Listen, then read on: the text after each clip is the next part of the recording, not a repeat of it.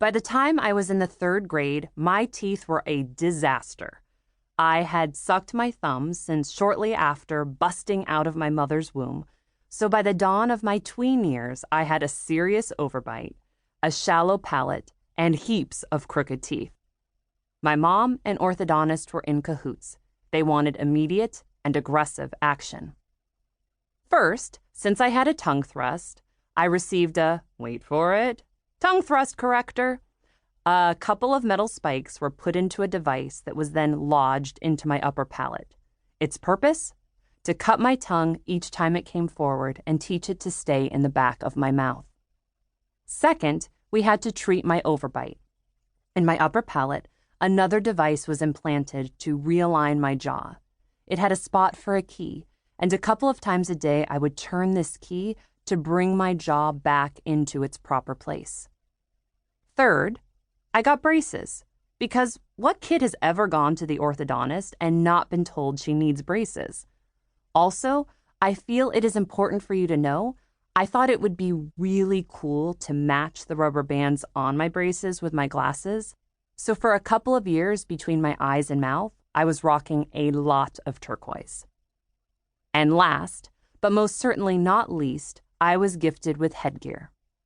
As you are visualizing, be sure you do not mistakenly picture headgear's slightly more attractive cousin, netgear, which you could pretty effectively mask if you had long hair like I always have. Nope, I got the silly-looking strappy hat contraption which, even though it was pitched to me as blending in with my hair, most certainly did not. So, to recap, tongue thrust corrector, jaw realigner, braces, and headgear. Shortly after my post-apocalyptic makeover, I was tasked with giving my first speech, a current events presentation. I dreaded this day like a toddler dreads bedtime. Only substitute a tantrum for paralysis and alcohol withdrawal like shakes. When the day arrived, everything felt as if it was happening in slow motion. The 20 minutes of presentations that preceded mine might as well have been 20 hours. When it was finally my turn to speak, I made my way up to the front of the room and looked out at the sea of faces in my 3rd grade classroom.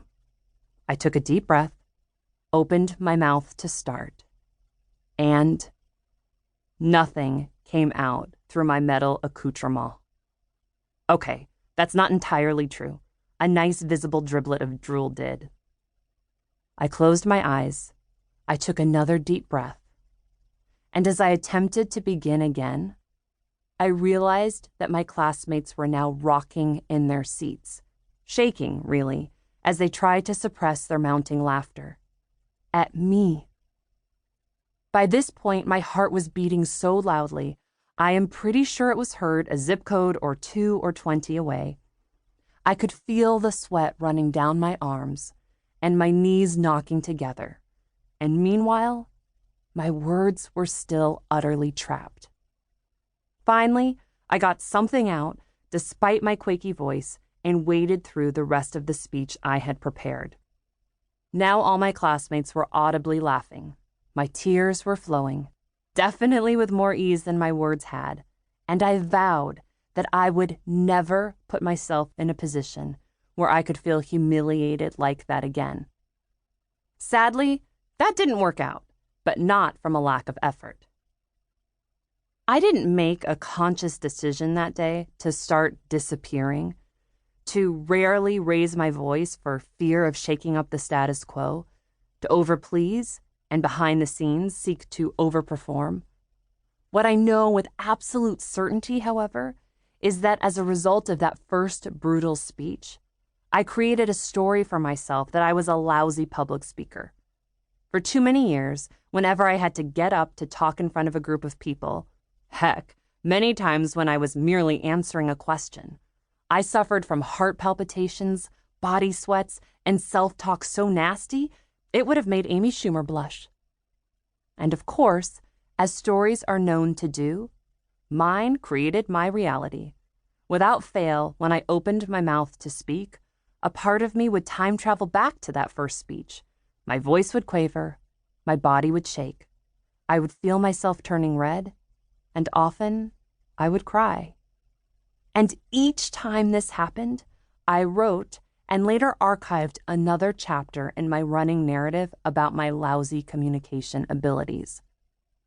But alas, the more I feared humiliation, the more I excelled at attracting it.